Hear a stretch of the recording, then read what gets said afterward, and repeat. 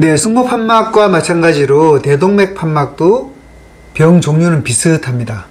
판막이 제대로 열리지 않는 협착증, 다쳤을 때 딱 이렇게 물리지 않고 틈이 벌어져서 피가 역류되는 역류증, 두 가지가 있다는 것이죠.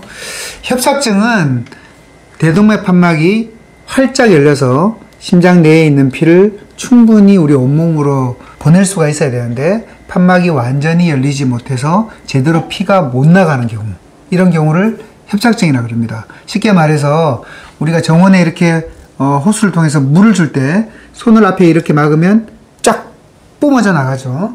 원래 피가 나갈 때는 문이 활짝 열리면 쭉 나가야 되는데 판막이 제대로 못 열려서 이 나가는 구멍이 좁다면 피가 제트처럼 이렇게 뿜어져 나가는 이런 현상을 대동맥 판막 협착증 때 볼 수가 있고요.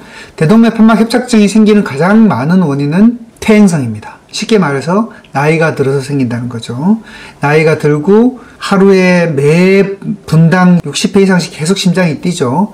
그때마다 피를 보내줘야 되는데 수만 번, 수십만 번, 수백만 번을 뛰다 보니까 판막 기능이 떨어지게 되고 석회화가 생기고 여러 가지 문제가 생겨서 판막의 기능이 떨어져서 활짝 못 열리는 것을 협착증이라 그럽니다. 당연히 우리 집에 있는 문도, 현관문도 한 10년 써보세요. 삐걱삐걱거리고 잘 안 열리는데 70년, 80년 쓰게 되면 아무리 잘 만든 우리 심장 판막도 기능에 문제가 생기고 열리는데 고장이 생길 수밖에 없다는 것이죠.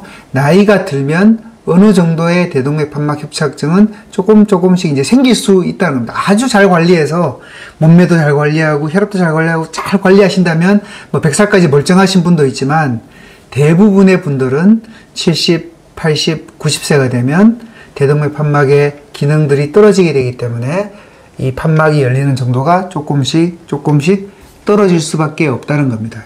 이런 걸 보고 대동맥 판막 협착증이고 가장 흔한 원인은 퇴행성 변화고요. 그 외에 뭐 선천적으로 판막 자체가 기형으로 태어났다는 겁니다. 대동맥 판막은 세 개의 문으로 되어 있습니다. 판막 자체가 문짝이 세 짝으로 되어 있는데 그 이유는 심장에서 피를 뿜어내기 때문에 활짝 열려야 됩니다. 압력이 덜 걸려야 된다는 것이죠. 우리 몸 안에 심장 안에서 압력이 제일 많이 걸리는 부분인데 이 압력을 어떻게 하면 분산시킬 수 있을까?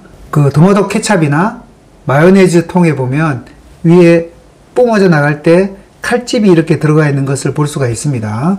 두 짝이 된 것보다는 세 짝으로 된 게 훨씬 더 압력을 분산시키게 되기 때문에 훨씬 더 오래 쓸 수가 있고 자연스럽게 열릴 수가 있기 때문에 대동맥 판막은 세 짝으로 되어 있다는 것이죠.